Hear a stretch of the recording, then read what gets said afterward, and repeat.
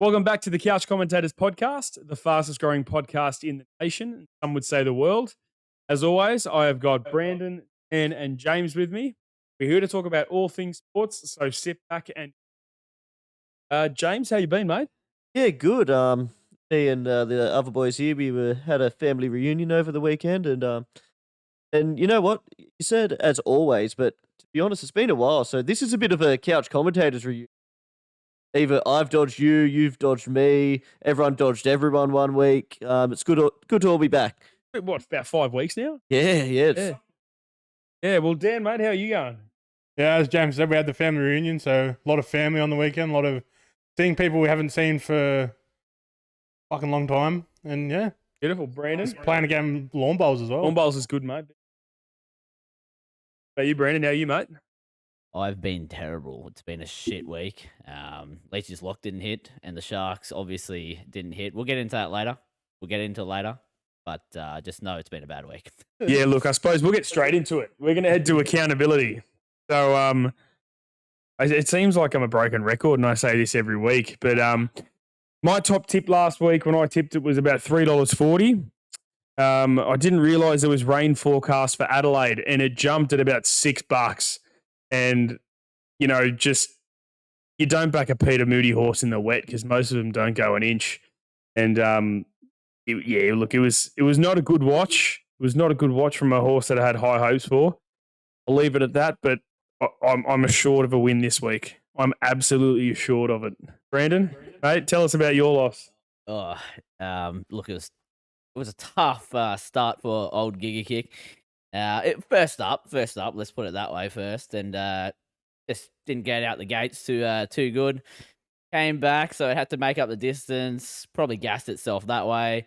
The jockey actually did come out and say he gave it a shit ride as well. So it's a little bit of shit ride, Fucking Willow, shit start, and we move on to next race. I'm sure Giga Kick will come back, and maybe it might pay a little bit more because of that. Well, he did drift in the Everest markets. I think he's about instead of 350, he's 450. So yeah, how's that? Yeah, Dan's dumb decision, mate, or Dan's decision. Sorry, your try score. I'm trying to remember what it was. I think it was just a try score from your try score from each game, and I think it was, as Brandon said last week, DWZ let me down because the Warriors did not score a single fucking point, did they? They did get a try in the second. Dallin passed it back into Josh Curran, maybe. I can't remember who it was. Yeah, but look, either way, it's another loss. Another loss. Jim's Jam. Yeah, didn't get off the ground over on Friday night. Melbourne did not get off the bus. Yeah, they were pretty woeful. It was a bit like that, mate. Sharks may have let me down later, but we'll get to that. We'll get to that. Don't worry. We'll get to that. I don't think Melbourne got on the plane to go to Brisbane. Honestly. Yeah. Well, look, I mean, the listeners bet. So Matty C thought he'd be funny and back the field against my bet, River Noir at Morfettville. And he got a win because Lord Vladivostok came in at $16. So well played to Matty C. Good stuff. That's back-to-back wins. Back-to-back I'll tell you what, listeners. Thank you, listeners. It's helping us out so much. So you hear other podcasts always say, "Oh, we wouldn't be here without you." Well, we wouldn't be punting this week without the listeners. Thank you, listeners. It's true. Thank you very much. But this week, mate, tip against me at your own peril. That's all I'm going to say. Now, look, speaking about horse racing, guys, the Spring Carnival is kicked off. You know, it's fantastic to see 5 stakes races every Saturday now. I'm not just sitting around watching benchmark 78s and 84s running around Rose Hill or Flemington on a Saturday. It's absolutely great to see. What's so funny? He was just having a bit of around. Don't worry. Bit of behind the scenes giggles here. Yes. Anyway, yeah, so it's great to see all the good races are back. We've got a couple to run through today. So a few that stood out to me from Rose Hill in particular on Saturday. So Sunshine in Paris wins the Chiraco Stakes with a fantastic run. She's sat about 5 or 6 lengths off them, rounded the bend, and then within about 4 or 5 strides, absolutely put them away. she's now got an Everest slot, Sunshine in Paris, and she's looking to be the first mare to win the great race, the Everest. So you boys, I'm sure a couple of you boys at least did watch those that highlights. How good was that run from Sunshine? It was fucking glorious. Like, as you said, it sat so far back, and then I think it was like 300 meters out from the line. It just fucking shot and fucking left the field for dead. Yeah. I don't want to take anything away from Sunshine in Paris. Great run. But I think a tissue. Now, what is one of the, I'm pretty sure the favourite to win the race. And Who a tissue? It was 50 to 1, mate. 50 50 to Oh, 1. A tissue bloody was hell. a 50 to 1 shot. Well, scratch what I said there. But a tissue, if it got a better run, it was storming home. It just got blocked every time it went to go through, then blocked and blocked, and then it came flying home. I got maybe 4th or 5th. Yeah. If it got maybe an extra 100 meters, it's probably going to hit them all. Yeah, well, Zapateo, the Godolphin mare, was the favourite at like Yeah. $2.30. I don't know that's why the it was one, that short, Zapateo, but yeah. goodness me, the Godolphin run is getting short. But yeah, so a tissue and then Espiona. Did you see Espiona as well Yeah, down the Espiona. outside? She was flying too, Oh. but once again, That a was- great race. Yeah, you don't want to take it away from Sunshine in Paris because that was also great. Yeah, well, you know, she was $11 on Friday. Mm. You know, she's a Group 1 winner. She beat In Secret, the Zoo Gotcha last year in a Group 1 race, and she somehow started this race at $11. I couldn't explain why, but it was snapped up and she jumped at $6. But yeah, like as you said as well, Espiona slashing run second wherever she's off to next. Maybe a one of the handicap mile races like the Epsom. That could be the next race, but. In one of the other stakes race, guys, the Ming Dynasty NCAP, which is trained by Gary Portelli, has finally broken its maiden. And of all races, you know, the $1 million Ming Dynasty, which is fantastic. And sat right up in the box seat. Brett Preble said, we've got a good draw. We're gonna go to the front and see if anything can chase us down. And it didn't look like nothing was gonna get to it. But Dan, did you get to watch that one too, mate? Yeah, I did it. Fucking sat on the fence nearly the whole run. And like kind of looked like it was going to get boxed in, but it didn't, and got out and just stormed home. Yeah, it was an impressive run. Did Brandon, did you watch it? Did you see Tom Kitten and Cafe Millennium, mate, or is that a big no-no? Oh, I didn't watch too much of it. I know it just NCAP just stormed in like it was pretty easy for him. Oh, geez, that's big call. Big call. Yeah, Big call. pretty easy. Like too good. It was just too good. Yeah, well, look, Tom Kitten and Cafe Millennium. Cafe Millennium was last. He was probably 13 lengths off him. You know, coming towards the bend, and he made up so much ground to finish 4th. It was not funny. Like he made up that 13 lengths in about 250 meters. It was so impressive to watch. So when you get out to like a derby trip for him, he could be a bet there. And Tom Kitten, once he gets to the 2000 of a spring champion stakes or a 1600 meters at the Caulfield Guineas, that could be another big race for him.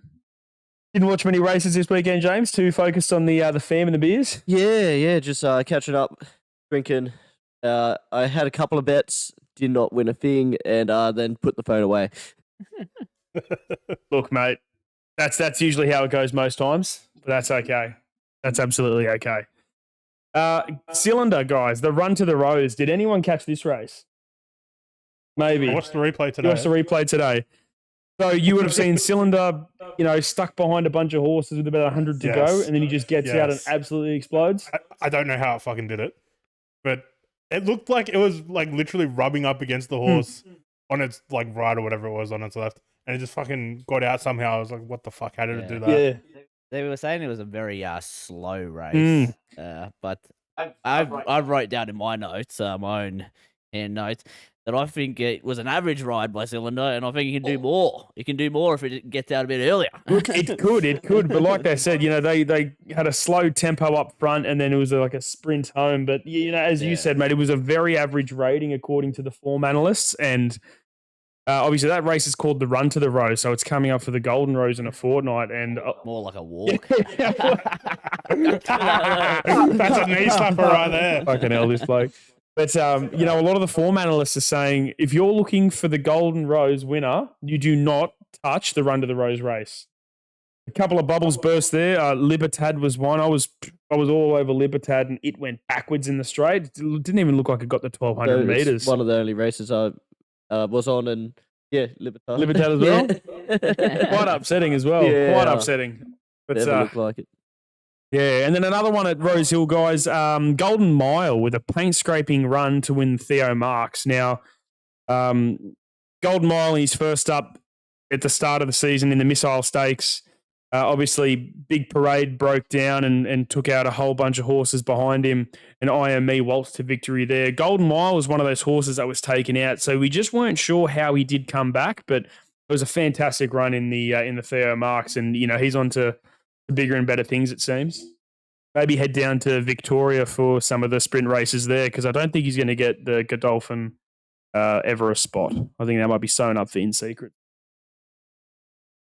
Any thoughts, Dan? The No, Danforths? you said it all. Golden like, Mile good? Golden Mile. Gold Mile good. My thoughts were I thought Inevitable. Yes. It came storming home. I'm pretty sure I black booked it after this race because I think I was on Golden Mile, obviously. Yeah. Gotta win, so. But Inevitable just was storming home. I thought I was like going to lose actually for a second, so I was like, you know what?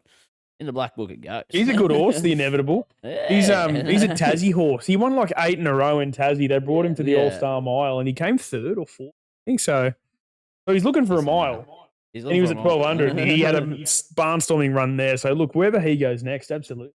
It's inevitable that it might win. The Inevitable. I am inevitable. Sorry, Thanos. Now, we'll just head to Moonee Valley next, guys. Now, I'm really big on this one here, Stapati. He did have 3 starts for 3 wins. It was in the winter, so it wasn't against, the cream of the crop, the top horses. But he came back from about a 6-week short spell. Goes around the valley, which the valley, some horses don't handle it very well. He went around the valley against some slightly better horses there. They did crawl. He did sit just outside the leader, but far out. His turn of foot from the 150, when John Allen told him to go, he just absolutely stormed home and won by, a length, eased down on the line. He's really impressive, and I can't wait to see him in the, the Caulfield Guineas or even the Guineas Prelude in next weekend if he goes there. You boys having to catch the party race?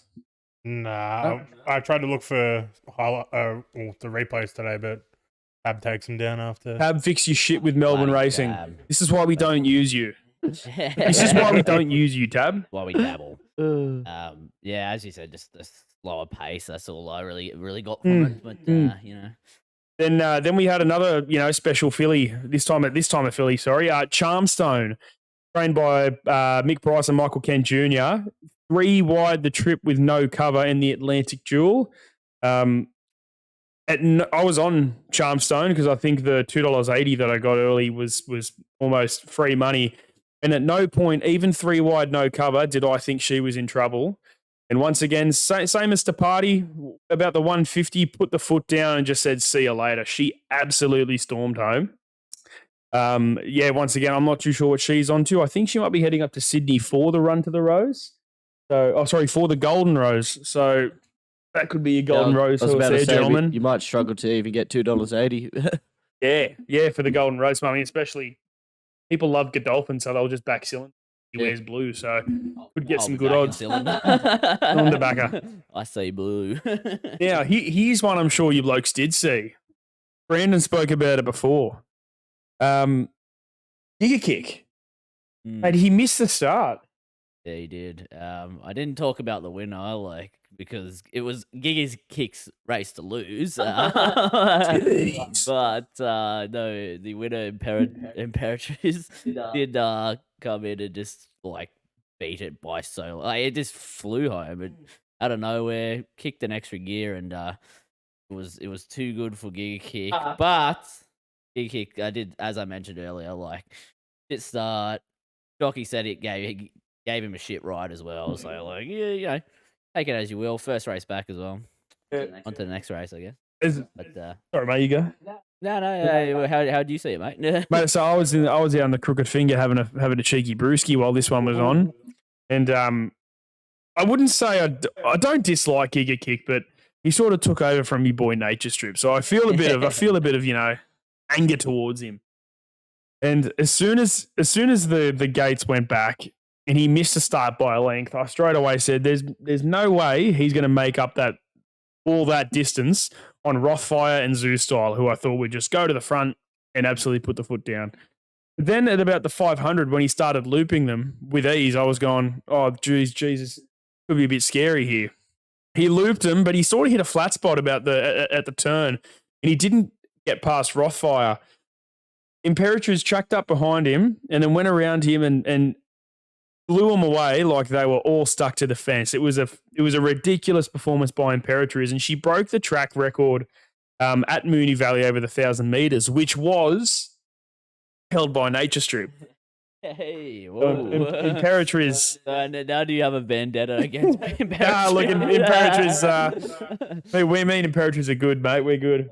That was another thing I kind of wanted to talk about is I hate Moonee Valley and the corner. So, like, how does Giga Kick supposed to get the straight where it's going to, It's pretty crazy now.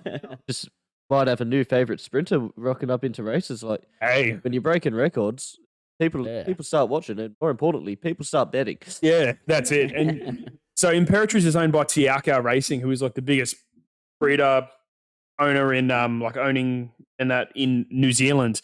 And they recently bought a Cranbourne in Melbourne facility, or like Tiaka Racing in Cranbourne. So they're going to bring all their good horses over to Cranbourne and prep them for Sydney Autumn Carnival, Spring Melbourne Carnival. They said weeks ago they do not want the Everest. They don't care. They don't want the Everest. Woo. She goes and does this. Apparently they've had numerous slot holders say, "Come on, take it. Here we go. Let's go. You've just beaten Giga Kick. You're probably third favourite in this right now behind I Wish I Win in Giga Kick. Surely you'll do it." Mark Walker, who's the trainer, just said, "Nah, we're sticking clear. We're staying in Melbourne. They're going to go to the Manikato over 1,200 at the Valley and the Moya Stakes at the Valley." He said, "That's what we're going to do. She loves the Valley. That's it." They've just said no to Everest money for a couple of Group 1s, yeah. What will Volandis have to do? Yes. I know they only said it on radio this morning, but I've got an inkling that Volandis will do something. Yeah. Volandis will do something. He'll find a way. That bloody genius. It's Volandis. He always does something. It's PVL. That's right. So yeah, I mean, how bloody good! I love that racing's back. I'm absolutely chuffed. One more thing to get through for the racing guys. Globe. And I bigged Globe up like 3 or 4 months ago in this podcast. I thought he was going to be, the next best thing. He was under pressure a long way out in the Fian Stakes. Although he did pull up because he had atrial fibrillation, which is like a problem with the heart. So his heart rate was up near 200 when it should have been, during a race after race, only about 120 odd. So yeah.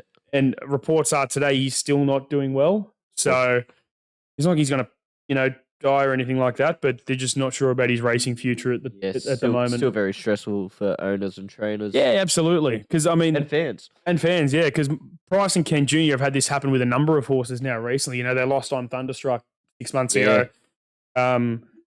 Inundation, one of their star sprinters, has breathing problems now because, he was a star in the making. It's just they're very unlucky. But Pinstriped won the golden ticket into the Cox Plate. So, come that weekend in October, Pinstriped will be there for the big dance in Cox Plate Day. So how good's that? Yeah, good. Beautiful. Yeah. And thank you for the tip, Lucas, on Globe. Like, we got a tip as well on the day. He's like, remember Globe? I've talked about it in the podcast. Like, 8 podcasts ago. So I put a little bet on it. And as you do back in Lucas. Look, you will say that. I see you just sent the message for it. I said to Brent, I'm like, "Wait, remember that horse that Lucas said ages ago? Yeah, it's running." And we're like, "All right, let's put money on it." Oh. Well, that's actually, I blame Dan as well. So. There is an excuse for this one. Yeah. There is an excuse. Aren't you happy I did my studying this week, Lucas? I did. You gave me something to study and I did it. Good stuff. That's right. I think I did more studying for this than I did ever in school. Good. What's his result? What would you give him, a passing mark? Mate, look, I'll give you a solid C. C. Solid Okay, C. that's good. I feel like I passed. But just finally, guys, on the horse racing, a couple of good races to look forward to this weekend. Flemington in particular, the Maccabi Diva Stakes Group 1 over 1,600 metres. Mr. Brightside Oh, versus Alligator Blood versus Zaki. oh, fuck Ooh. me. Nice. Also in there, Ossipenko, Lindemann, Princess Grace, Aegon, Mawunga. Return of What did you just call me? Mawunga. And the return of Spanish Mission, the Peter Moody trained staying horse looking for a Melbourne Cup this year. So there's one race. And the next one, guys, the Let's Elope Stakes. It is the debut in the East for Amelia's Jewel. Oh, let's go. Now, there's been so much hype about her. I don't know if you guys follow all the racing pages on Facebook, but every 2 minutes there's a new video about her. There's a new photo of her. There's a new interview from the trainer. But I've not seen this type of fandom for a horse since Winx. I kid you not, mate. The amount of posts about her is insane. So you're not the only one jerking her off. Mate, Theoretically. seriously. Are you going to elope with Amelia's Jewel after the Let's Elope Stakes? We'll figure this out come best bet time. So Let's, let's, are we going to tell Kate that you're going to elope with a horse? anyway. Anyway. All right, guys. So look on to the listeners' question this week. And this one is from our beloved Maddie C. And it's for James. Mate, Maddie C wants to know what your thoughts on the Cronulla Sharks are. So before I say this, Brandon, he says James. So no cutting me off. You don't even get a retort. Okay. That, all right. that comes later. That comes We'll later. leave it to later. That Leave comes it to later. later. Leave it to later. Got to leave him hanging. All right. So my thoughts on the Sharks season and finals. So for the season, it was a pretty average season, but I'll give him credit here because midway through the season, a little bit past it, me, Lucas, Dan, we all thought Sharks are sliding. We thought they weren't even going to make the 8. They fought back. They finished, what was it, 6? Yep, 6. Yeah. So not great, but not too bad, especially with how tight it was, and teams like Rabbitohs, Parramatta, and Cowboys all missed out. So credit to them. Missed out like the last week Yeah, of the season as well. yeah. So credit to them there. Unfortunately, the semi-finals, whether it's a team thing, I don't think it's a Nico thing because he was their best player on the field, but they're not icing those moments, biggest games of the year. I saw one funny meme that was like, unlucky for the Sharks that they top 8 team in the semi-finals.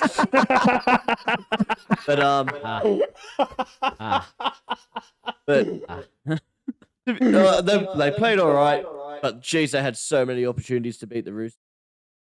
Unfortunately, that's a fair few semis in a row now that they've lost. To give them some credit, Melbourne Storm would possibly do the same thing this week and have roughly the same amount of losses. So it's not unheard of, but yeah, it's been probably a 50% out of 100 or maybe a 60.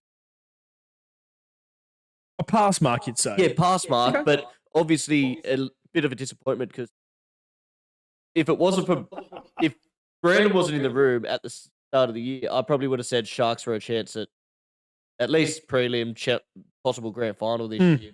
But yeah, so that's why it's got to be a disappointment. Look, I support Para.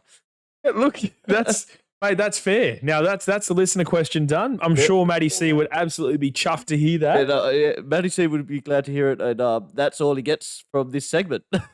Well, look, thank you very much, Matty C, for that, mate. That's fantastic. Everyone's very happy here. Yeah, everyone. I'm so happy with that. Everyone put that in their stride. Yep. Yeah.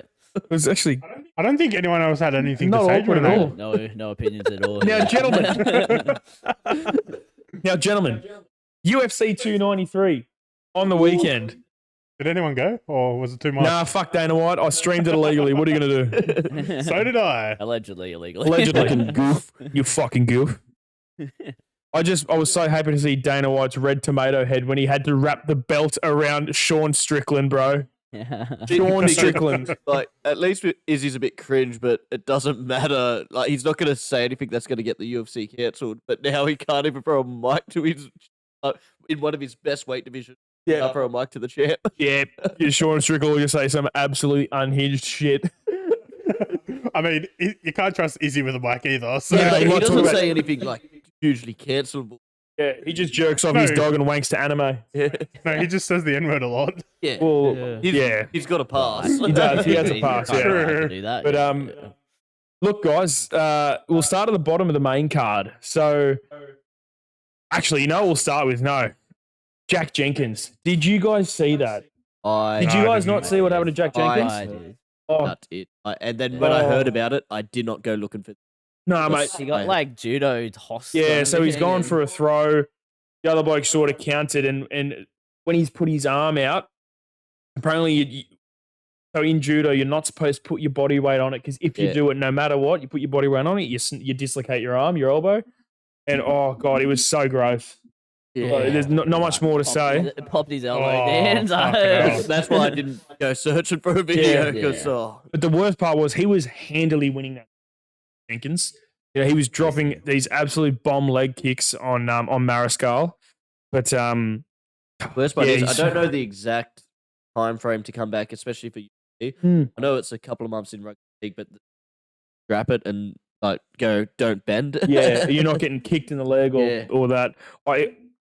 6 months before Yeah. he trains, I reckon. Yeah. Yeah, which Because that's the Pretty thing. You got to upsetting for have him. full movement to be able to fight. Like, yeah. Very, very sad to see. Hope the best for you, Jack. Hopefully, he comes back. He's a good fighter. Yeah, so- mate. I love listening to your tips on Giddy Up, Jack Jenkins. With Gareth Hall, the G-man. It's always good to hear. But guys, Tyson Pedro, mate, how good? He won. He's back in the winners column. Put a beat down on Anton. I can't say your last name, Anton. I'm going to call you Anton. Anton, the Swedish man. I'll take a stab. Turkolsch. Turkolsch? Yeah. Why the hell Why not? not? Why not? Turkolsch. He's not here to fight it. No, he's not. And if he was, If he we just did. call Tyson. So it doesn't fucking matter. But yeah, great performance by Tyson. A few months ago when he last fought guys and he lost, he looked very underwhelming. But he did come out and say like the night before he had this virus, he was sick, throwing up, all this sort of stuff. So which sort of explains his performance. But he comes back, devastating fashion in KO. I assume he'll look to get back in the ring pretty quickly. Did you caught that one? I seen the highlight, and then I seen the after unsheathing of the sword. Oh, and the how sick samurai. was it? Yeah. Yeah. Well, the sheathing of the sword. He samurai goes and then. Yeah, it's hectic. It's hectic. I love Tyson Pedro. Yeah, Dan, did you catch that one, mate? Nah, I didn't. We were at the family reunion. Oh, that's Yeah. This right, time, yeah. so we did miss a couple fights, but yeah, I seen that was probably the highlight. I would say. Yeah, That's fair. It also shows the line between being a real cringe and a really cool guy that likes samurais. It's like so fine. Also, I just want to say, Tyson Pedro, most un-Australian name I've ever heard. How dare you? How Just dare because you? Pedro. Tyson. Tyson. Yeah, like it's half and half. He's actually one of the three of Drink West. It's him, Tai Tuivasa, and your man, the Chin, Nathan Cleary, yeah. Guys, Justin Tarfer versus Austin Lane.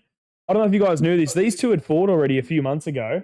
And the fight ended in about 40 seconds when Austin Lane poked Justin Tarfer in the eye so bad Wow. he couldn't see. His eye was swollen shut and they had to call a no contest. Yeah. So, Did he go for the same tactic again this fight? fucking oath he did, mate. It was ridiculous. Why wouldn't you? And then I'm pretty sure DC called him out and said, oh, hold on a second. Didn't he try this in the first fight? I've seen this before. Yeah.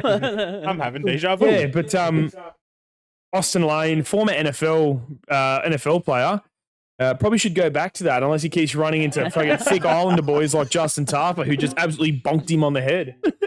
Justin Tarfer, it's not like it's paying huge, but he was like $1.80 to win by knockout. Wow, yeah. That was just free money. free money. And it was like less than 90 seconds in, he just bonk. Just drops him. That's about as much as Giga Kick was playing. And Pedro went to Tarfa would have been all right. Yeah, Pedro and Tarfer would have been good, yeah. Guys, did you catch the Felipe Dos Santos versus Manel Carp fight? Mate, Nah. that was an absolute banger. Yeah? This Felipe Dos Santos comes in, I think he's 21 years old in his debut in the UFC, and this Manel Carpe, I don't know where this bloke's just decided to start talking shit about everyone. But he was like ripping into everybody during the week, telling Izzy to shut up. Kai Kara France, who's in the crowd, telling him and all sorts of things. He's saying this Dos Santos bloke's going to get smashed. He's going to beat him up. It was a 3-round decision, and it was a win for Carp. It was unanimous. Yeah. But, mate, this Dos Santos kid gave him an absolute handful, and it was such a good fight to watch. And then, of course, after the fight, Carpe called Kai Kara France a faggot in the crowd. Yeah, I did see like jeez. there was a couple. There was actually twice that was done in the car. Yeah, twice. Because who was the other bloke? Shane, whatever his name was. Yeah, that was. He got in trouble for it too. I think he got like sanctioned. So was the other guy Australian, like the Shane? Scroll. Because I'm just thinking, imagine if like in a fight there's like a bunch of slurs and none of it was. That's damn. No, was it? No, it was this guy. It was Charles Radke against Blood Diamond. Yes. That's right, Charles Radke against Blood Diamond. Charles Radke called someone out for being a fag in the crowd as well. So, Good on Australia for not being the ones using slurs this time around. yeah, how good is that? Yeah, good stuff. How bloody good is that? The co-main event, guys. Look, I think that's now 3 losses in a row for Bam Bam. Rough. Very rough. It was a rough one. Against the guy who has got the best tattoo in the UFC, Alexander Volkov. You try to tell me a bloke's got a cooler tattoo than Volkov. Worst thing is, like, some people don't even have 3 fights in a year, and he's going 3 losses. It's Yeah. tough. Yeah, it's tough to watch as a Bam Bam fan. But I'm sure he had a couple losses in a row before he came back on a tear and started destroring people. Maybe he just needs some Yeah, time 'cause off it was- to. yeah, He I was close remember- to getting dropped. I was pretty sure. Yeah, he was. Yeah, before he went in that win streak. Yeah. Well, got him up into the top of the cream of the crop. Then he fought Cyril Gahn, Yeah, and that's where it's kind of then gone- Pavlovich, gone and now off. Volkov. It's a very rare choke, the Ezekiel choke, by the way. Usually Yeah. you can only do that with a gi, but Volkov's got really long arms and could work it in. So good performance by Volkov, though. Very good performance. Yeah, he dominant. dominated. Mm. Bam Bam looked all right in the first round, but then Volkov came out in the second round and just absolutely fucked He's him. massive, Volkov, too. Oh, He's like yeah. 6'8", 260. There was such a big size difference between the two. He of them. looks like help me out, guys. Rocky. Ivan Drago. Drago, He looks like yeah, Ivan yeah, Drago, yeah. but with a sick back tat. Is that not? What's his? I swear his ring entrance. Was it Drago? I think, someone get it up. Someone get it up. Someone- Hey Google. Anyway, Yeah, I mean, look at those significant strikes.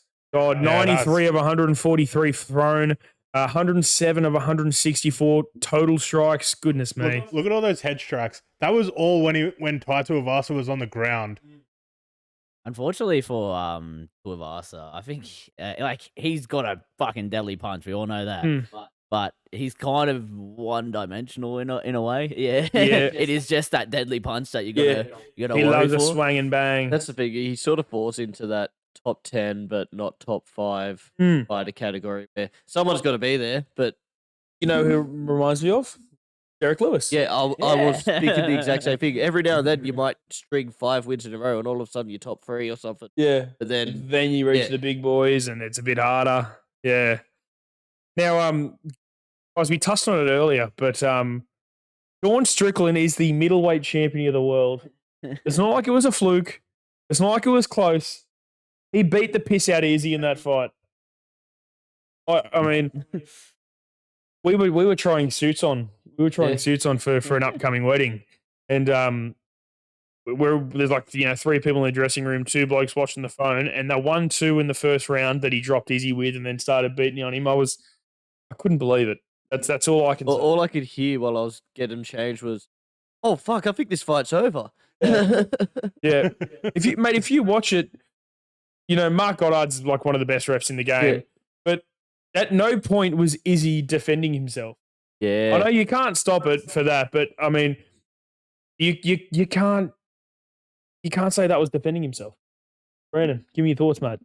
I think Izzy never went out, but after that he was seriously concussed, and like that probably had an effect in how he fought the rest of the fight. He was like worries like that he was going to get hit again and blocked again, where he was just running the whole fight. I mean, that's his usual style, but usually he throws a bit more, where it was just like he was just literally running the whole fight. Yeah.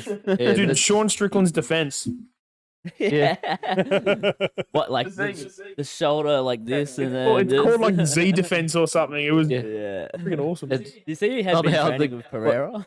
somehow one of the greatest strikers in MMA history couldn't figure a way through it. Dude, I don't know if you got. I'm not going to say anything on here. What he was saying, but do yourself a favor and go watch the post-fight press conference.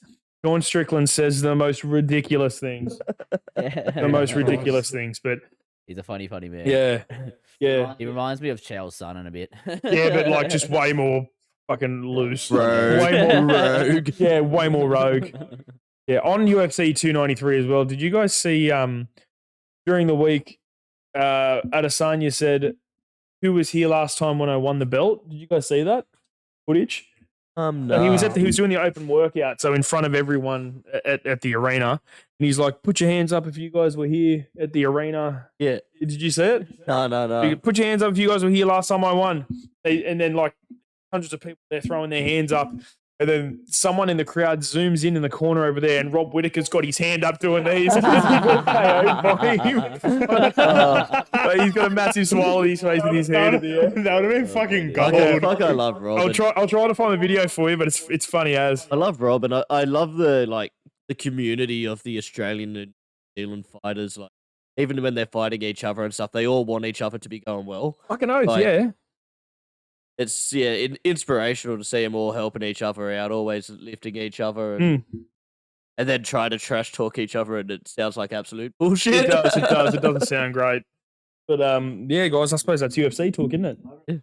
My question for you, lads, is who do you think's next in that division? Like, I don't think Israel deserves a rematch. Definitely not. Not after how many fights he's Definitely had in a not. row and that sort of stuff. He lost the title, got the title, and now he's had one defense and loses. So I don't think he deserves another shot. I agree. Well, I know Dreykus was the one who pulled out of this fight. Could have been him who won. yeah, It sort of has to be dry. Yeah, I was gonna say, like, give him a shot. I've got a Dusty, a Smoky. Yeah. Rob I've got a Whittaker. Smoky. No, not Rob. Is it one of from my the dead. it's one of my favorite fighters. You know, bring your Dreykus, bring your Anderson Silvers.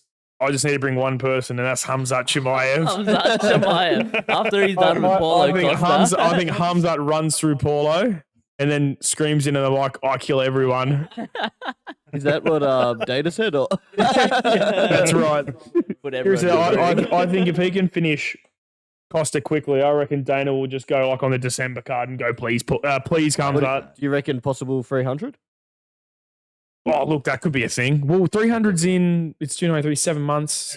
It'll be yeah. Oh, no, like, it'll be July. He'll make it for International Fight Week in July. Yeah. So, Because that's got to have to be one of the biggest card ever. yeah, it'll be like 4 title fights. It'll Yeah. be Volk. It'll be possibly John Jones's last fight. Yeah. Who knows? I seen something on. I can't remember where it was, but someone calling someone out for UFC 300. I can't remember who it was. Conor McNuggets wanting to fight Volk. Volkanovski. Yeah. And Oh, then yeah, Volk that's said, right, yeah. UFC 300. That's right. Yeah. Fucking Connor. Volk knows a payday That's when he nice. sees one. Yeah, Volk. Yeah. Connor needs to fight his way through the fucking USADA testing lad before he even thinks about it, bro. I think McGregor has one more fight in him, and that'll be retirement. But he'll pick an easy fight so he gets the win. Oh, He'll yeah. probably My fucking fight honest Cowboy opinion. Cerrone again or something. Yeah. Yeah. That's my honest opinion. But I'd laugh if he loses though. Hypes it up for B's last fight and he fucking folds. Yeah. all right, I think that's UFC. That's right. UFC done, boys. Now, UFC done. I know you guys aren't very big rugby fans, but look, guys, the Rugby World Cup has started Oh shit. as of Saturday morning. The first game, so it's being hosted in France, and the first game of the Rugby World Cup was France versus New Zealand. Now, Le Bleu, as they call them, against the All Blacks, they put a beating on the All Blacks, 27-13. Now, you know, when you hear All Blacks and rugby, you think they're just the favourites, You right? think they're Well, unbeatable? Well, let me tell you, Forced to be reckoned with. when it started, they were the 4th favourites. Went the Saffers, the Yeah. French, the Irish, and then the All Blacks. So there are a couple of teams above the All Blacks in the pecking order. Which is great when you remember what happened to Bledisloe. Yeah, that's right. Yeah, we got embarrassed. Seen something on the internet, and I believe everything on the internet, that it was their first loss in a pool match ever. Oh, look, mate, shit, probably. Probably not ridiculous. ever, but probably in a long time. In a long time. Well, you got to I reckon it would've remember been. the Rugby World Cup's only been around since I think the late 60s, early 70s. Oh, It's so not like it's been possibly. around over 100 years, sort of Possibly. thing. Yeah. Obviously, well back 90s. They've been the that's my best. whole life. and Yeah. they've, yeah, dominated. That's it. But yeah, so France win 27-13. Ireland absolutely thump Romania 82-8. The Aussies, the Wallabies beat Georgia 35-15, which is good. Cup the Aussies. The Poms. I would say can't and come on the Aussies. But I said cup the Aussies. Look at this bloke. Bloody hell. Guys, the English beat the Pumas, the Argies 27-10. And then the Wales and Fiji, goodness me. So, as I'm sure a lot of you guys would have seen, Fiji, last play of the game, they throw it out wide to an unmarked Semi Radradra. He just has to catch the ball. best plays in rugby. Yeah, one of the best wingers there is. He has to catch the ball, take 5 or 6 steps and fall over, and he drops it. And it would have won it for him. Sort They of. needed to kick it. Yeah, they needed, Needed to kick It it. would have been 1 point. You forgot to call him Parramatta Legend. Parramatta legend. Well, he's a Parramatta He let- legend when he's one of the best players in world rugby. That- Not the that- one he that- dropped it. that at Parramatta. So yeah, look, poor Semi, but look, Fiji, they've got a winnable game ahead of them this week. They play Australia. So, Yeah. yeah, but a couple of good games coming up this week, guys. France versus Uruguay, Ireland versus Tonga. I think that's going to be an absolute beatdown. Actually, that's not going to be a good game. Yeah, look, I mean, it's going to run for the next 3.5 weeks, so you hear about it a fair bit on the podcast. Oh, look, while we're still on this, there was something really funny from France. I saw this, I think. Of what a not one of the strongest teams, but a very passionate, great history of a country. Tonga. I saw Jason Tamalolo doing his war dance from the Rugby League World Cup in the Rugby Union World Cup. He was What painted the on the side fuck? of like a billboard Yeah. somewhere. Yeah, What the fuck? Didn't make and, any it's- sense. and it wasn't even that recent of a photo because I swear I saw the back of like Hopoade's head, like Will. Yeah.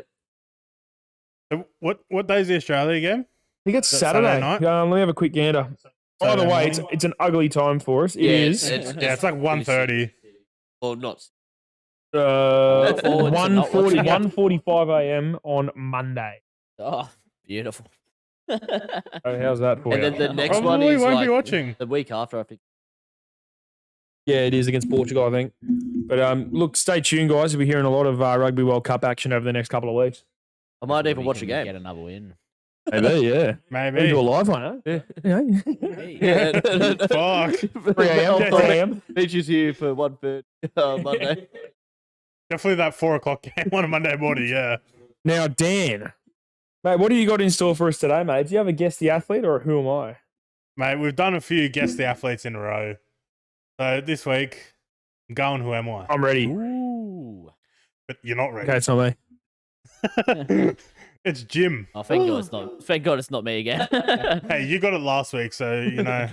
Go. All right, so what we'll do, I'll read it all out, and then I'll give you, say, 30 seconds or however 3 guesses to guess who it is. My brain is up. By that, I mean. All right, James, who am I? I was born in Liverpool in England in 1985. I'm of Irish descent. In 1996, I started playing in the Everton youth sides until 2002. In 2001 and 02, I got my first international jersey in English under-17s. In 2002, I would make my Premier League debut for Everton, although I played most of my career at Man United. I'm pretty sure James knows who it is. Keep going. Okay.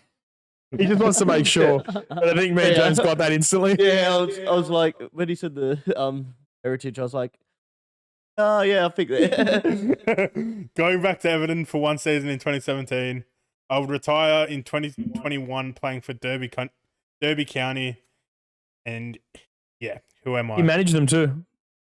Yeah, Wayne Rooney. it's Wayne Rooney. Wazza. Fat didn't granny know. I had no shagger. idea. You're just a fat granny shagger. I genuinely had no idea. So again, Yeah. if you picked me, I would have got it wrong. So when you first said he'd born in Liverpool, I'm like, has he picked Gerrard? And then you said Everton. And I'm like, famous Everton players. Well, nobody plays for Everton, but somebody played for him for a little bit. I was thinking, what's the fucking centre back's name?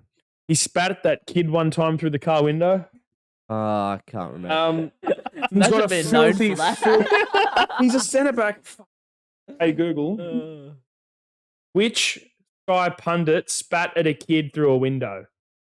Guy pundit. Jamie Carragher. Oh, yeah, Jamie yeah, Carragher. yeah.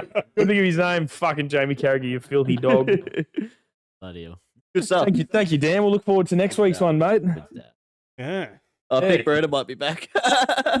Yeah. Or maybe I just won't pick fucking Wayne Rooney again. Wazza. Well, guys, on to the NRL talk.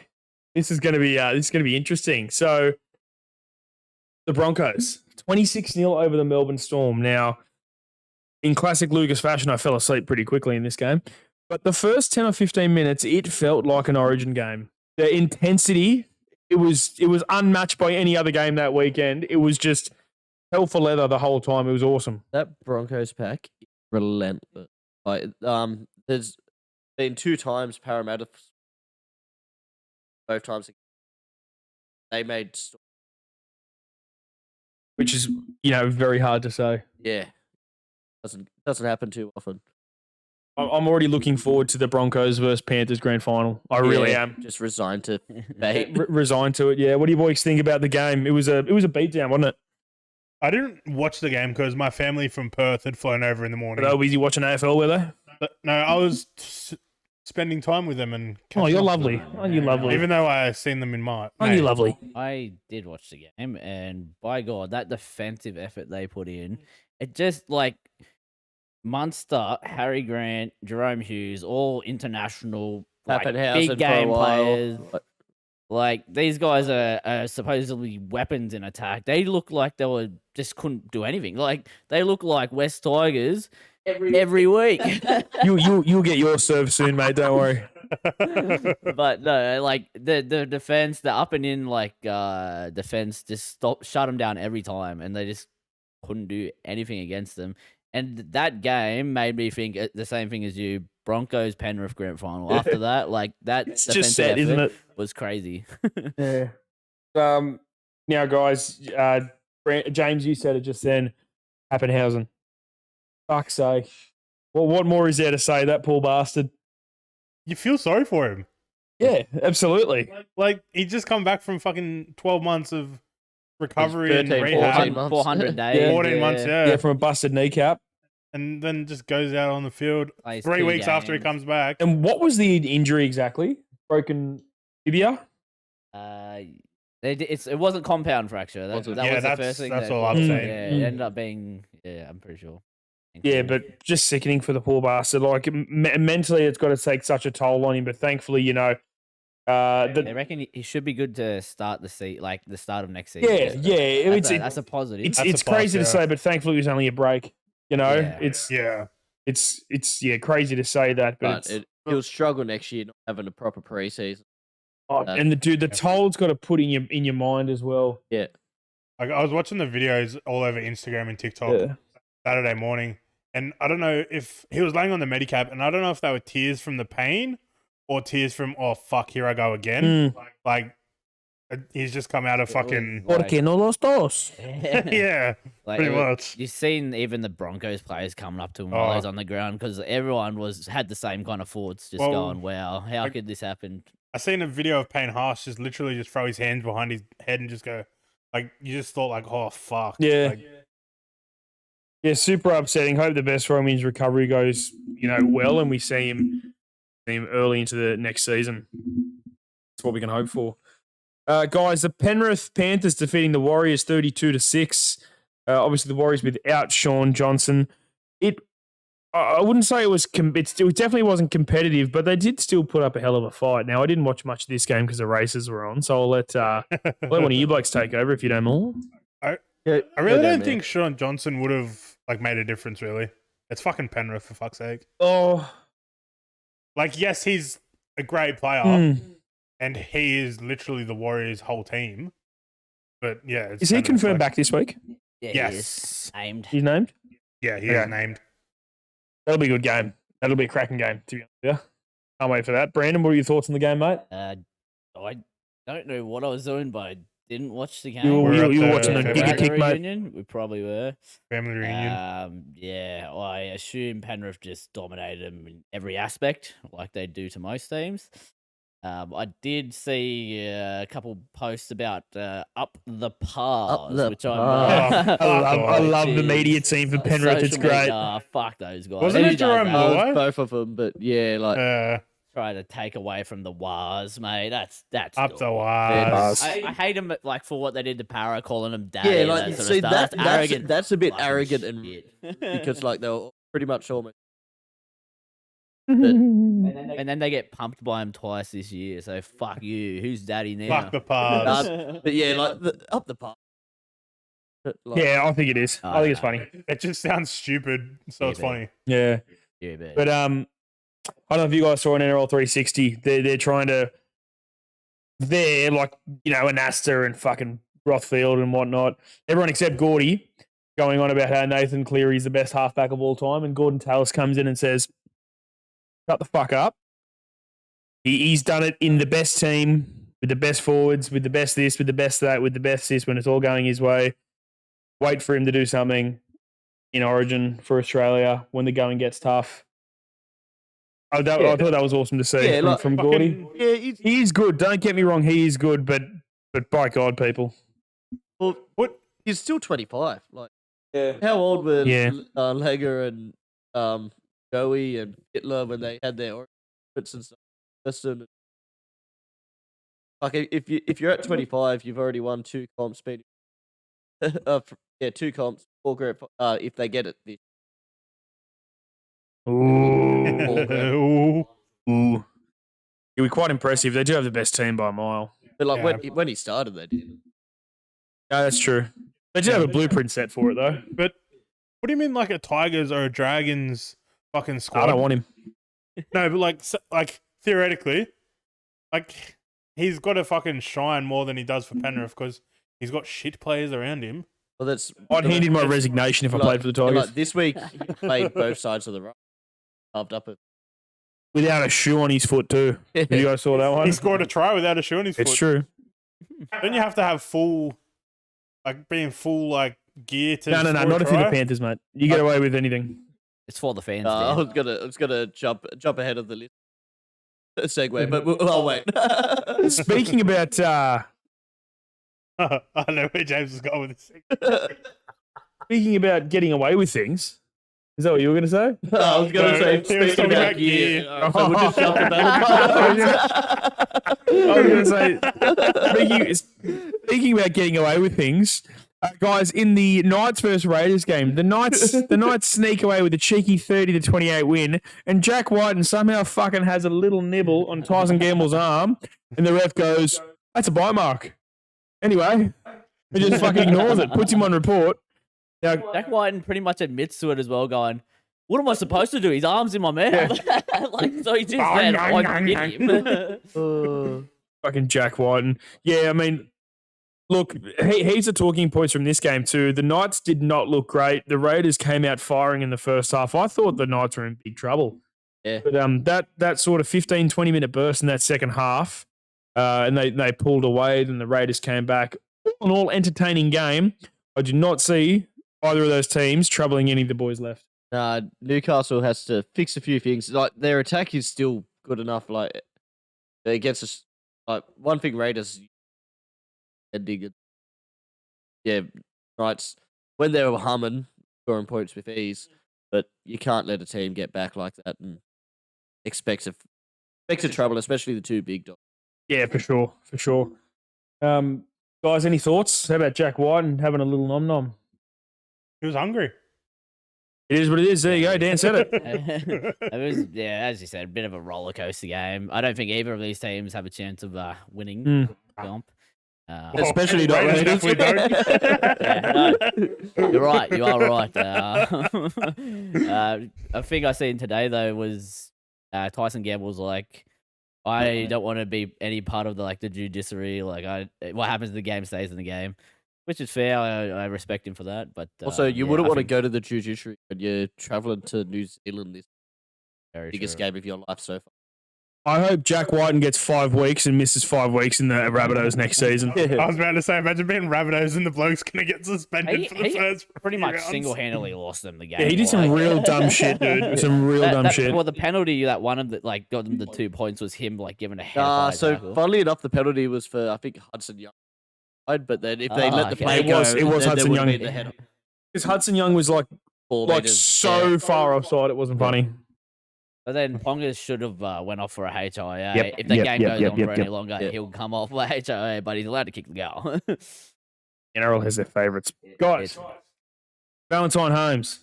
Oh, Speaking about gear,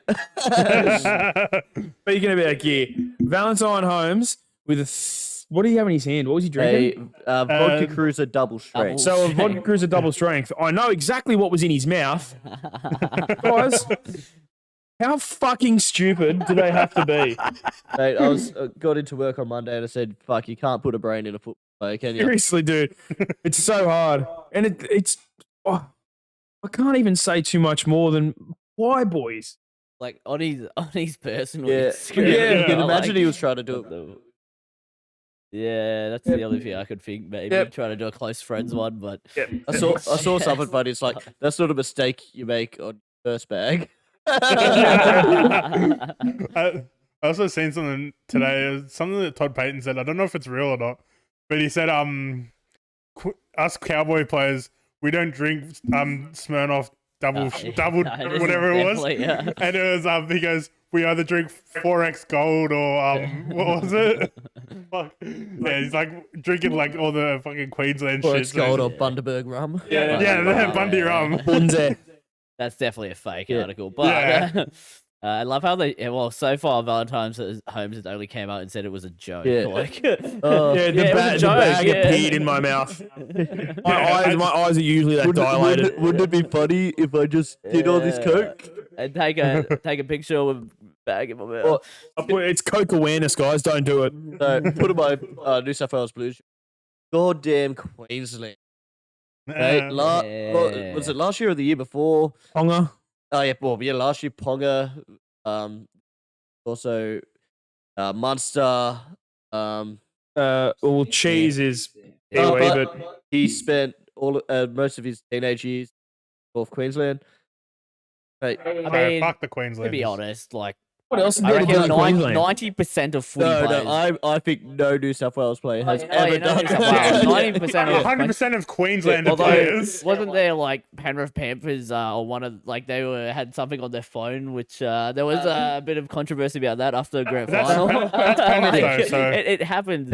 Is Penrith in Queensland? It happens all throughout rugby league, even like the lower reserve grades. Yeah, and you stuff. boys would That's know. where they come up through, and then they go into the big leagues, and they're getting like millions of dollars. They're going, oh, what do I spend my money on? bags, after I win?" bags. I've heard some wild Mad Monday stories from my partner's brother-in-law, my partner's brother. So Yeah. Look, it's, Yeah. it's a part of the Mm. game, and we love it. I mean, allegedly. What? look, speaking about that, so guys, what's your favourite stupid thing that an NRL player has done, or an excuse? Dan, what about you? I've got one. It's got to be the Todd Carney bubbler.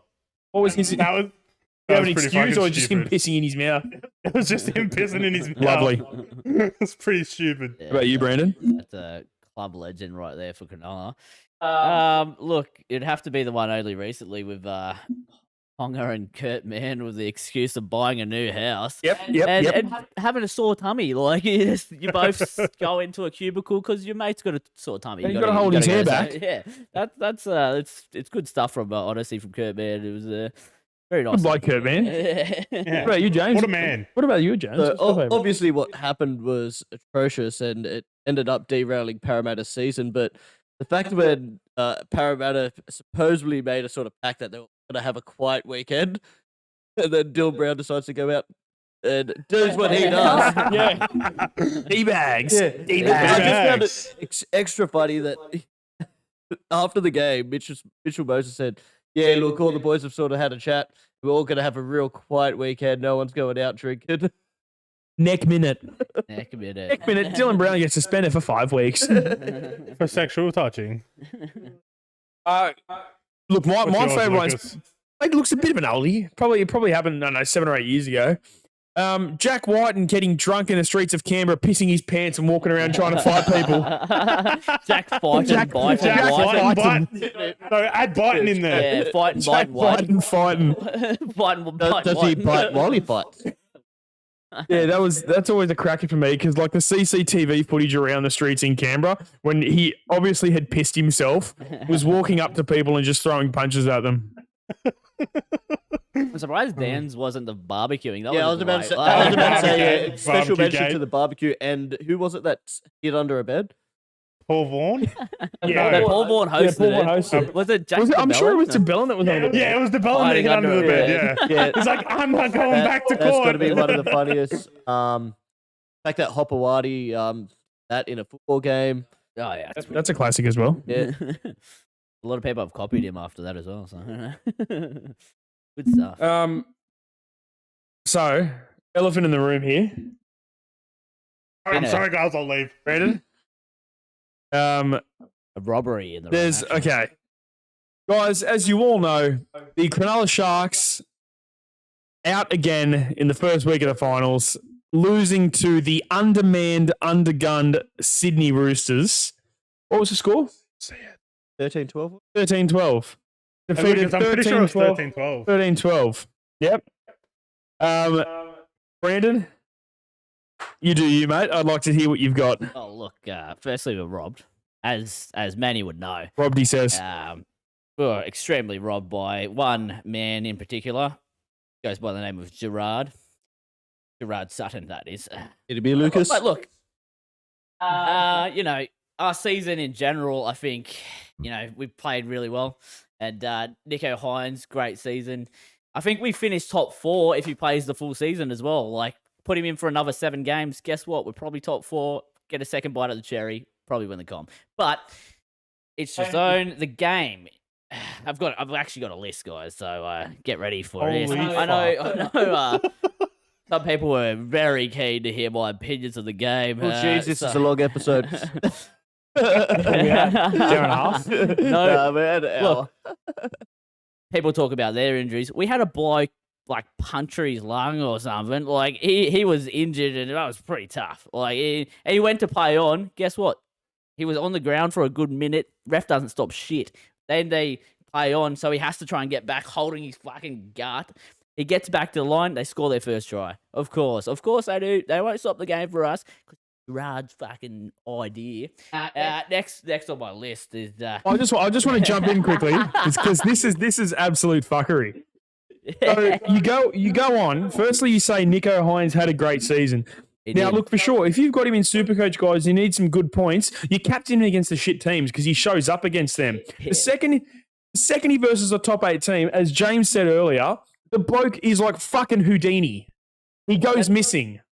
Tell me right now who's the top try assists out of the whole comp. NRL comp Yeah, mate, right it's now. easy when you get... It's Nico Hines. When you get the easiest draw over the last 2 years, your stats will be skewed. He's had 2 less games than the bloke everyone's calling Dally M Player of the Year, Sean Johnson. I'm not calling him that. And he's got more try assists. That's your Dally M from 2022, mate. He's the fucking best player in the comp 2 years in a row. He's absolutely not the best player in the comp. There is to their own. there is- Guffer, but- Yeah, mate, the bloke against bottom teams, sure thing, he's the greatest in the comp. Against the top teams, when it matters, you know, when the going gets tough, the bloke goes hiding in his shell. Next thing I want to say, this bloke is explaining Tom Hazelton like he equates to fucking Joey Manu, Joseph and Suali'i, and fucking Billy Smith. Tom Hazelton didn't play for him fucking 3 months ago. Mate, Hazelton is the life of the club. Have you Hazelton not scores heard? 2 tries in 2 weeks, and now he's great. He's a weapon. The whole crowd loves Hazelton, and the team. Don't get me. With nothing with him going to hospital, you don't think that's in the back of their minds? You don't think they're thinking, "What's my poor boy Tommy, Big Tom?" So, whilst the Roosters have lost Suwali, Manu, and Billy They didn't Billy lose them. Smith, Like half of them were still on the fucking field, mate. as I'm saying, what happens next? James Tedesco goes off. So they're down to 12 Rightfully men. so. He did an illegal play that maybe he should get sent off for. Continue They're on. down to 12 men for 10 minutes. Eating Roosters. And you know what, mate? Anyone with fucking half a brain can see that they're short on the left-hand side. What does Nico We scored a Hines try. continuous... Okay, Nico Hines once goes down the left-hand side and then decides scored a to try. fucking start going down the right again. Mate, if Nico Hines was fucking any good, he'd have kept going down the left-hand side. You tell me months... In those 10 minutes, we scored a try. So One try. I don't know what you're One try saying. and you still lost. By 1 point. And Let you- me and you- now and you let me still get to the lost. 1 point. Let me get to the fucking 1 point. I have a Here video we of go. Cleary fucking stripping it. 3-on-1. Cleary, You know what Cleary happened? now plays for the Sydney Roosters. Cleary, the most overrated half in the fucking league. Nico Hines is alive, bro. Strips it. And then guess what? Literally in that set, they score the 1 point that wins the game. Have it that. Have it that. You had so much time to ice the game when they were down to 12 men and you couldn't yeah. fucking do it, dude. If I was you, And- I wouldn't look any further than your halfback, then your can't- 5/8, and then your fullback. I can't believe Tedesco and Kiri should be running for the 100-meter sprint because those two lads are the fastest blokes in Australia. Because how they got off that line and hit him at 20 meters away is bloody ridiculous. I don't know how that's Mate, happened. You know, what? I reckon Nico Hines is that much of a big game choker. You give that opportunity to him 10 times and he misses 9 of them. Oh, whatever. I mean, it's their own. I did lose the bet, Lucas. I did lose the bet. Oh, And completely it did forgot happen. about that. And look, I've actually got your money here. So let me just. Yeah, mate. What's this? $100, mate, right there. There's no way. There you go, mate. Oh, jeez. Well, actually, You fucking Lucas, kidding me? you might look at the bag and go, "Oh, that's not $100." And guys, I'll be honest, that's not $100 right there. That's only 50 because I got you another gift right behind here. And it is a wooden spoon for your West Tigers, mate. It's got $50 on it there, mate. There you go. There's your bet. Maybe I could go to Brooksy's house and use it on his fucking barbecue. Good stuff. Thank you, Good stuff, sir. mate. This is fucked. You got a bit of change to use for a while there, Oh, mate. Jesus Yeah. Christ. Do they even take change of banks anymore? Yeah, I don't know. Oh, this is going straight on my best bet. Thank you, sir. Thank you. No worries. So, I think that's a blow up for me. I mean, other than Fitzy in the press conference saying there was a couple decisions, but if I say anything about these decisions, I'll get fined. And I'm on the same. I'll say it for you, Fitzy. We were robbed. So yeah. Didn't Fitzy get re-signed? Come on, he can afford a fine. Give us a Ricky blow up next time. Jeez. please. Give us a Fitzy blow up. Yeah, 50 blow up. Well, guys, only the two NRL games this week. I'm going to get you tips for them. It's going to be nice and quick, obviously. Friday night, the Storm versus the Roosters. James, who are you picking? I got to go Storm. It's funny, during their game, I thought, before these injuries, whoever they play, them, and I just lose the back line. Yep, I agree. What about you, Dan? Yeah, I'm going Storm. They're going to bounce back. Brandon? Storm to win and hopefully flog the Roosters. I want to see an annihilation. All four of us on the Storm, and yeah, well, now that they're not playing the Sharks, I agree. Fuck the Roosters. Guys, Warriors versus Knights. I think this will be a sneaky good game. Dan, what are you picking, mate? Got to go the Wars. Bars, Brandon, Up the Wars. Up the Wars. James. I'll go Warriors because of the home ground advantage. Yeah, I agree. I think the Wars will get this one done as well. Who does both teams go to verse next week? I think it's Storm Broncos. Oh. And not the opposite side of the Storm will Bronx. play. So they'll have to Yeah, verse that's right. It'll be Penrith. Storm versus Penrith if they win. Yeah, and then Warriors winner versus Broncos, yeah. So either way, both teams aren't making it to the grand final this week. Doesn't matter. Yep. Wake me up in one week's time. Wake me up when September ends. Yeah. for the grand final. Yes. Yeah. Hey, I like, like that. Dan's first good joke. Okay, guys. And it flew Okay. over our heads a little bit there. So, guys, the couch commentators' best bets. Does anyone have their bet ready? Or is it... I have my bet ready. I do. All right, Dan. I want to hear your bet when you're Alright. ready, sir. With Dan's decision. So for Dan's decision this week, we got Warriors to win with a DWZ try, Okay. and then Melbourne to win with a Justin Olam try. Jesus Christ, dude. Okay. On a certain betting app that isn't Dabble, because Dabble doesn't have This kind of bet, yes. that kind of bet. $6.45. Yeah, I reckon Right. $5 of that's probably fucking Justin Olam. Probably, yeah. Yeah, there you go.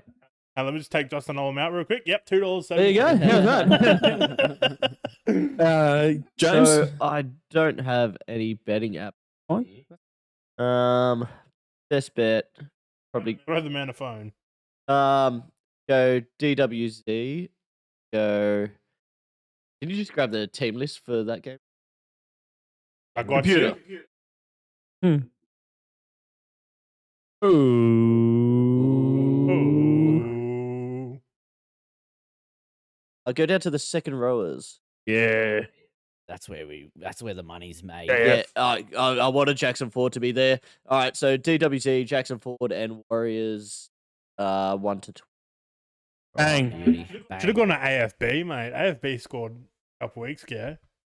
Well, there you go. Now, guys, There you go. yes, it might only be a Tuesday, but I've got my best bet ready. Oh, Lucas's top tip. Shit. Can I just take a guess at what it starts with? Certainly can. An A and a J. You're certainly right. Guys, I didn't know Alex Johnson was this. playing. Now, Sydney Roosters, Alex Johnson, anytime. Now Sydney Roosters, go. Guys, this is an absolute put in, take out job here, guys. I've never been more sure of something in my life. The Let's Elope Stakes at Flemington this week, 1,400 metres, marks the return of Amelia's Jewel to the racetrack and the first time in the eastern states of Australia. She's currently $1.60. It's not paying much, but as I said, guys, put in, take out job. She will fly the Western Australia flag high in the eastern states this year, and she will be in 3 months' time the greatest racehorse in this country. There's my top tip. Lock it in. Lock it in. Look, a lot of weight on her with Lucas's top tip on it. That's You right. can pull it out on a good horse. So, 92 kegs laying on you, darling. Plus side is the odds will blow out for the next one. Right. Hopefully, Leachy's lock will get up, and we'll see what I Now, guys, we've got Wow, something. what a bet. Oh, we're not this week. Surely it's Mr. Brightside, bro. Well- Oh, actually, yeah, I might just go on it. Miss the bright side. Lock it in. Lock it in. Bang. Right Leachy's now. lock. I don't have to put any videos in for the bets. Ooh. Well, guys, the couch commentators will have a horse racing anytime try scorer, Anytime race winner. Race Anytime winner. race anytime place getter, or anytime race winner. We're going to let's throw a go. multi All- together. Yeah. We're going to all pick a horse on Saturday, whether that be Sydney, Queensland, Victoria, WA, South Australia. And that'll come to you later in the show. If there's no more 4 games of rugby league, we thought horses are the way to go. Surely, That's it. Surely we get one of the horses. I don't think we got one of the NRL, so maybe. This is the way to do Never it, know. boys. Winks to place. 100%. Winks? I reckon Black Caviar to place. Yes. Well, boys, So what happens when you back Amelia's Jewel and then I just want to be safe and go? that's right. That'll work. That'll And work. I'll go Mr. Brightside to place. Guys, anything else to add? All good. Big Yeah. punted. Good for the week. That's Keep it. punting, Responsibly. gamble responsibly. Gamble responsibly, guys. 1-800-858-858. Make sure you follow us in all our social medias, which will be in the link below, and we'll see you next week.